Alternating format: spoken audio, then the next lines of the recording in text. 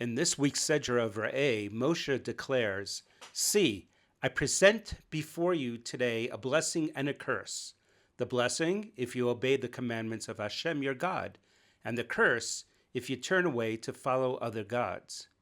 Rashi explains that the blessing and curse refer to those proclaimed at the dramatic ceremony that would later take place on Har Gerizim and Har Evol when the Jewish people entered Eretz Yisrael. But this raises a question. Why does Moshe say, "Today I am giving to you a blessing and a curse"? Additionally, what was he giving to them today? It is likened to a father who deposits money in trust for his minor child. He shows the child how he deposited the money and the passbook, though the money cannot be used. Only when the child matures will he have access to the money and to all the interest that has accrued. Additionally, the father conditions the gift to the child on his properly behaving in a manner befitting a pious Jew. Similarly, Moshe was showing the people that the blessings were already set aside for them. When they entered the land, they would begin to draw from that spiritual account, each according to his own deeds. That still leaves another question. Why the need for the elaborate ceremony at Har Gerizim and Har Evol?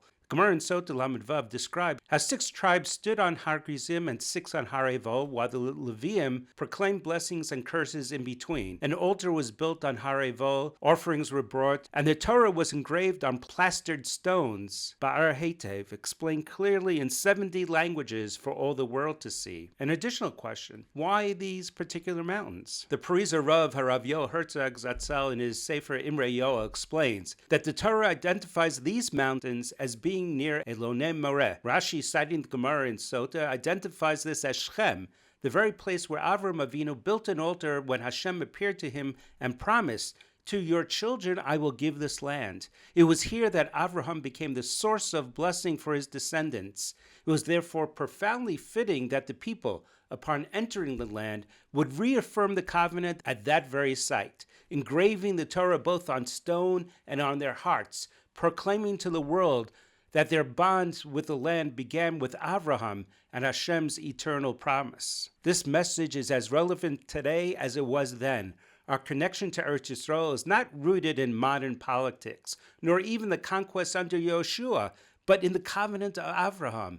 It has been renewed in every generation by our forefathers, by the martyrs, our heroic chayalim, who gave their lives for this holy cause. We also need to express gratitude and appreciation to the old Yishuv, whose holy pioneers, with self-sacrifice, laid the foundation and rebuilt Yerushalayim, Tzfat, Hebron, Tiberia, Yaffo, Zichron, Yaakov, and many other holy cities. Interestingly, Chazal add another dimension. The Gemara Menachos Pei Aleph teaches that if one vows to bring a carbon toda, but wants to omit the lachme toda, the breads, or he vows to bring a carbon without the nesachim, without wine libations, he is compelled by the chachamim to fulfill it properly. The basis for this is the pasuk in our Sedra of Shamar v'Shamata, obey and listen, as is cited in the Gemara in Sotah. Abaye explains Shamar means bring the offering, v'Shamata means bring its bread.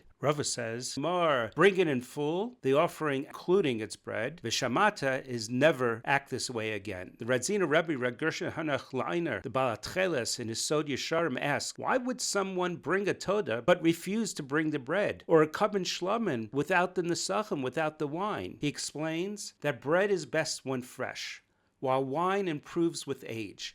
A complete thanksgiving requires both the wine, the aged, which represents a recognition of the contributions of past generations, and also acknowledge the new, the bread, recognizing the efforts of the present generation and even future generations. Additionally, bread represents necessity, while wine represents luxury. A true offering must include both. Many are willing to sacrifice their lives for Torah, for the Jewish people, for Eretz Yisrael. They will sacrifice the necessity, but they hesitate to give up a little comfort, time, the luxury. Some will only offer what they view as extra, surplus, but they are not willing to offer what they perceive as a necessity. We are taught that we must be willing to offer both necessity and luxury. Finally, the Razina Rebbe adds, whereas an offering in general was for the Kohanim and for the altar, for the Mezbeach, the Lachmei Toda was for the one who brought the offering. He was to eat it, have it to become part of him and affect his entire being. The offering was meant to transform the giver personally. This is a valuable lesson, as too often people are ready to support Torah for others, or for others to go to shul, or to enable others to settle Eretz Yisrael, yet they themselves remain unchanged. They don't want to partake in that part of the offering that is transformative. Therefore, the Torah's call is Shamar v'Shamata. Obey and listen. Bring the offering in its entirety. Let it change not only the nation, but yourself. Only then is gratitude complete, and only then does blessing flow in full measure. Shabbat Shalom.